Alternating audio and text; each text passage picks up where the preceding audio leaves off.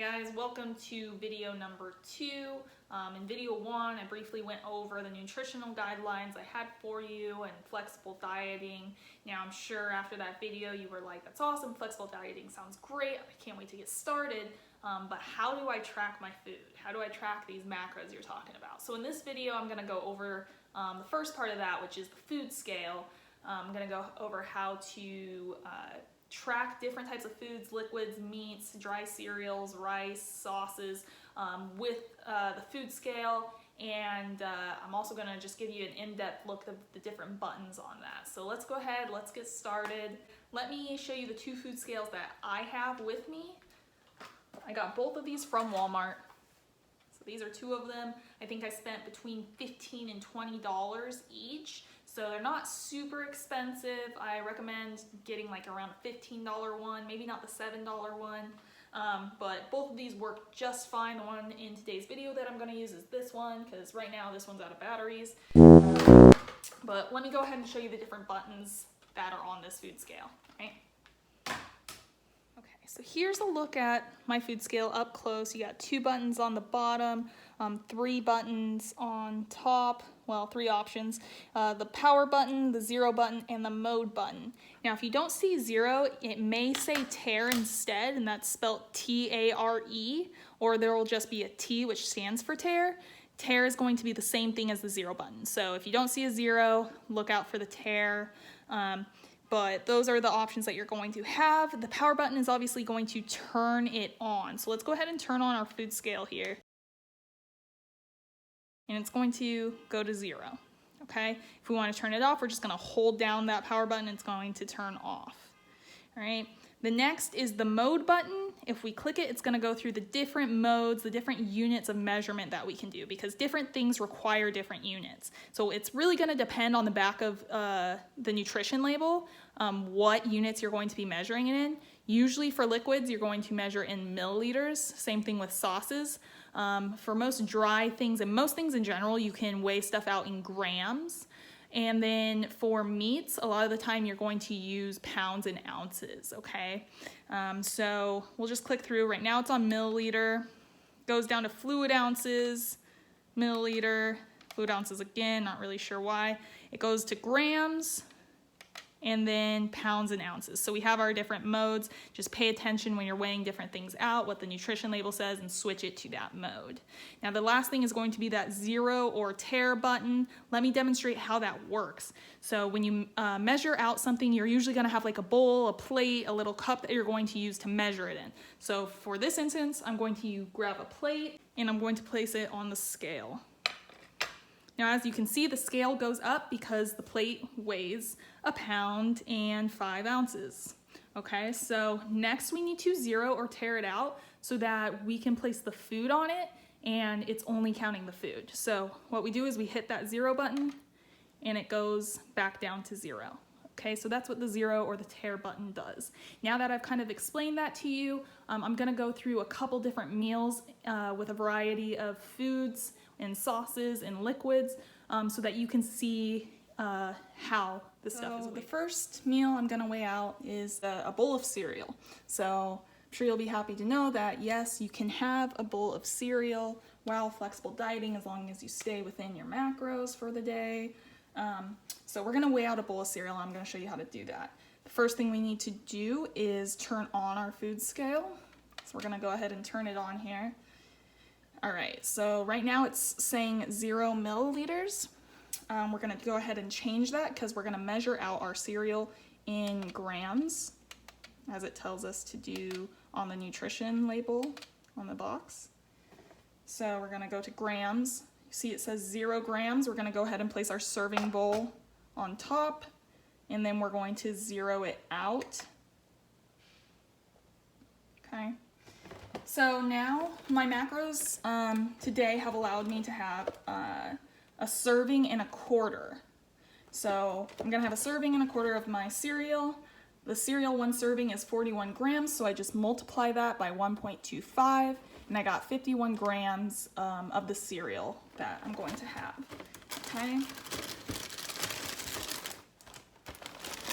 I'm gonna go ahead and pour the cereal in the bowl until we hit 51. Remember, it doesn't have to be perfect. Just get as close as possible. All right. And so as you can see, 51 grams of cereal. There it is. The next thing we are now going to do is weigh out the almond milk. However, we do not want to count the cereal, so we need to zero it out again.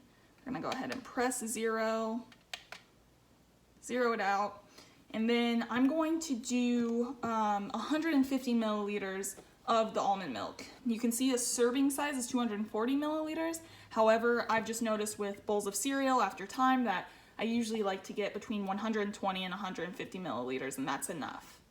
Okay, so we're gonna go ahead and switch this to milliliters. Now, grams and milliliters are pretty much interchangeable, I've noticed, but if you do have the milliliters option, might as well switch it to that. Okay, so we're on milliliters now, and I'm just gonna pour the cereal until we get to 150.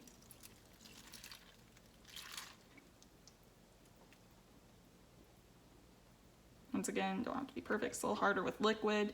As you can see, 152, that's pretty spot on, and that's it. So I've weighed out my bowl of cereal and now I can enjoy it. I'm going to next teach you how to weigh out a lunch option that I like to do with a few different things. Okay, so the next thing I'm gonna weigh out for you guys is a lunch bowl that I like to have. It includes white rice, some chicken breast, and a little bit of kung pao sauce.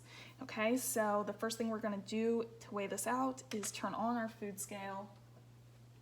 It's already on grams, so we don't have to change the metrics of it, because when we weigh out the rice, we're gonna do it in grams. So I'm just gonna take the serving bowl, place it on the scale. It's gonna tell me the weight of the bowl. It doesn't matter, we're gonna tare or zero it out. So I'm gonna press the 0 button. For some reason, this bowl likes to weigh negative when I zero it out. I'm not quite sure. This scale's a little cheap, but it's not a big deal. It's a couple grams off. We're not a week out from a bodybuilding show, so not a big deal if yours does this. Okay, so I'm gonna take my pre-cooked rice and I'm gonna weigh out 92 grams. Now, on the back of this rice, a serving size is 45 grams dry. So a while ago when I bought this rice, I took 45 grams, I cooked it, and then I weighed it again, and I got 92. So I know that for this rice specifically, the cooked weight is gonna be about 2.04 times the dry amount.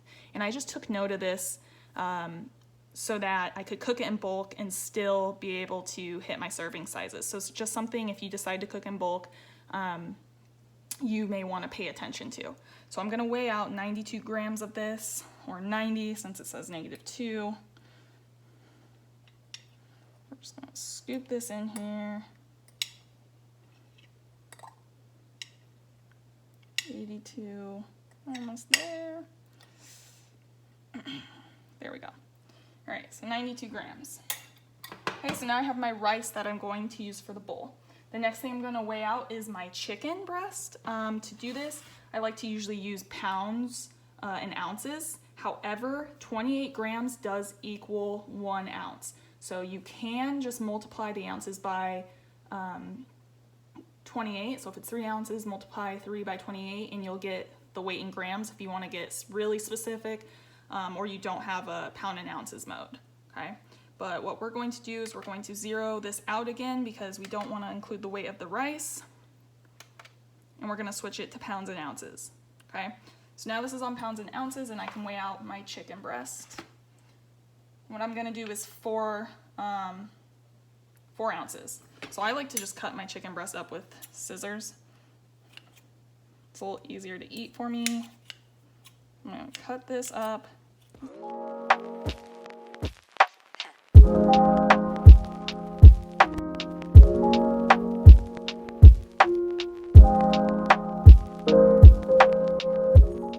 All right, so there's 4 ounces of chicken and you can see that. So now we got our correct serving of rice, our correct serving of chicken.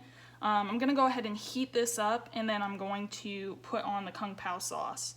Okay, so give me a second here. Okay, so we have my cooked rice and chicken.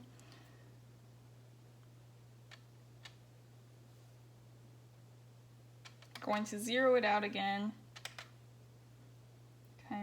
And now we're gonna weigh out the Kung Pao sauce. So this is the Kung Pao sauce I used. I decided I'm going to have a serving of that. As you can see, a serving size is 2 tablespoons, which if you have tablespoons and you want to just scoop it and put it in there, that's fine, but sometimes it's not as accurate as just weighing it out in grams. So if you can weigh it out in grams, it's gonna be just a little bit more accurate. And when it comes to sauces, this can you know, make or break it. Sauces tend to be higher in fat, higher in carbs.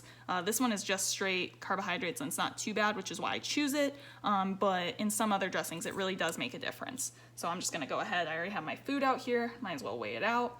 So I'm gonna switch it back to grams again. And some sauces do milliliters. Like I said, milliliters and grams are kind of interchangeable. I'm gonna zero it out. It's gonna go -1 or whatever. Nope, okay. And I'm going to weigh out 35 grams of this sauce.